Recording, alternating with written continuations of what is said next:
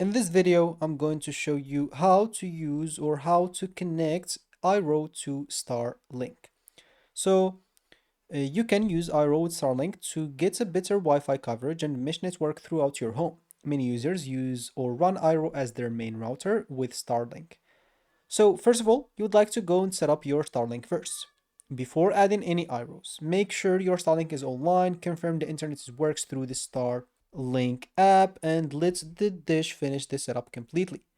Of course, you'll need also to get the internet connection ready. So depending on your Starlink hardware, some models have an Ethernet port built in, some requires the Starlink Ethernet adapter. Older rectangular Starlink system often needs the Ethernet adapter to connect third-party routers. So make sure to go and connect that. Inside your Starlink app, you may want to enable the bypass mode as an example. So the adapter, first of all, is what you see now in the middle of the screen. It's basically an adapter to be added in older devices. And as I said, you would like to also to enable the bypass mode. So in the Starlink application, you can open the settings and enable bypass mode. This will disable the Starlink Wi-Fi and let the Eero become the main router. And it will also help you avoid double NAT issues. Of course, you can keep it and keep it disabled. It's basically the bridge mode. You can keep it disabled if you don't want it.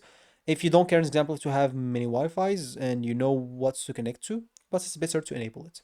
Of course, then you'll have to go and connect your main IRO using the Ethernet cable. Connect the Starlink Ethernet port or adapter to the IRO Ethernet or one port.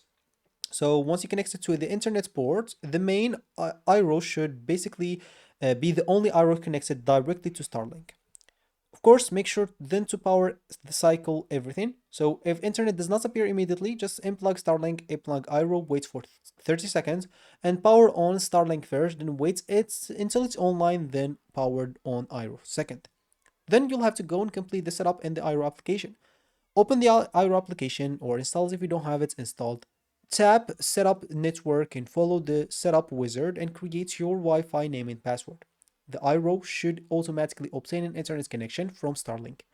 If you do have other additional IRO units, if you have more IROs, you can add them throughout the app or through the app and place them around your home.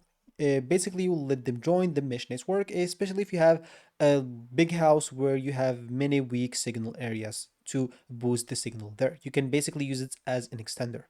So yeah, that should be it for me in this video. Thank you for watching and goodbye.